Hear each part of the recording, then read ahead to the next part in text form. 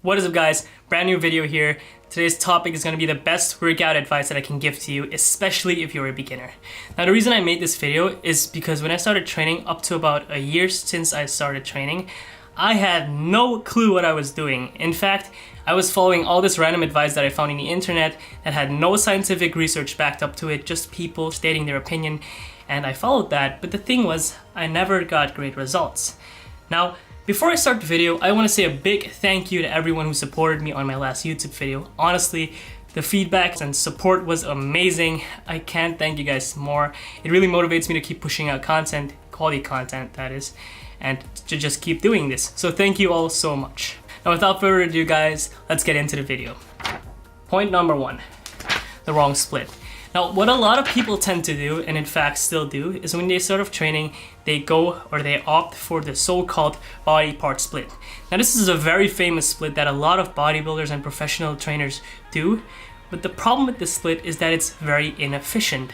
What this split basically is training every muscle group, or major muscle group in this case, once a week. So you train chest on Monday, back on Tuesday, etc, etc, etc. Now in fact guys, the body part split isn't a particular bad split, it's just not really optimal or efficient for the amount of time you put into the gym. The problem is, the frequency of which you train your different muscles is way too low. In fact, a study done by Schoenfeld et al. In 2010 showed, or at least compared, two groups of participants. One group did a total body workout for about 3 days a week, and the other group trained every major muscle group once a week. At the end of this research, what happened was that people found out that training your major muscle groups at a higher frequency gives a lot better results. So what does that mean for you?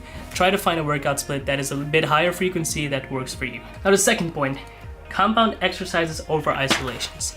What do I mean by that? There's two types of exercises, the compound exercises and isolation exercises. In case you don't know what these are, compound exercises are exercises that take multiple muscle groups in order to perform correctly, such as the deadlift, the bench press, lat pull down, all of these really compound heavy exercises. And then there's the isolation exercises, which are exercises like the bicep curl, tricep extension, chest flies, exercises that isolate a certain muscle group.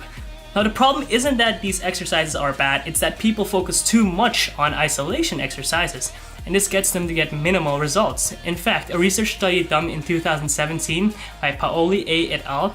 Showed that multiple joint or compound exercises are better at recruiting muscle and muscle strength compared to singular joint isolation exercises. In my experience, I found that mixing or doing a workout in which you do about 4 compound exercises combined with 2 isolations is most of the time the best recipe for results. Point number 3, time your rest. Guys, this is one of the subtle but sneaky thingies that a lot of people don't tend to do. In fact, timing your rest is super important for being efficient and getting the best possible intensity in your workouts. If you don't know what intensity means, intensity is the amount of oxygen you burn per amount of time. Now, if you're training and you're training with friends, chances are big you're not timing your rest, and you're also talking a lot. And it's perfectly fine to have fun in a gym, but the problem is that talking often results into over-resting. You don't want to under-rest and give your body too little time to recover in order to do another exercise or the next set, but you also don't want to talk too much because it, in the end, will give you a lot less results. Now guys, my fourth tip for you guys is to focus on technique and time under tension over load. And this one is really important because a lot of us, when we started training, obviously wanted to lift heavy. I mean, honestly, it looks beast if you can see someone lifting 300 to 400, maybe 500 pounds during a deadlift. But there's a problem, because when people go heavier, they often end up lacking in technique. Now, why is technique so important? If you really want to contract the muscle and get the best possible results, it is so crucial that you focus on a technique and time under tension, which is the amount of time you put a muscle under stress, over the fact that you go heavy. Because if you're going to go heavy and work with a bad technique, for example, if you're going to do a bench press and your technique is super bad, you're not going to get the best results out of the exercise.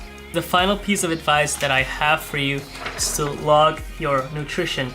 Now this isn't specifically related to working out, but it is related to getting the best results for your buck.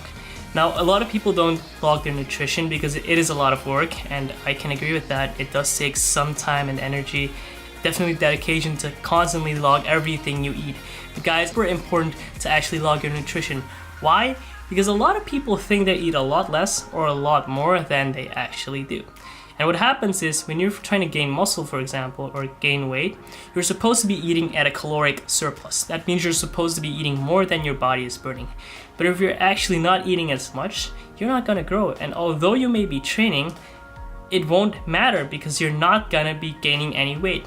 Nutrition actually counts for 60 to 80% of your results in the gym, and 20 to 40% goes to training. Nutrition is super important because if you're not giving your body the fuel that it needs to grow, it's not gonna happen.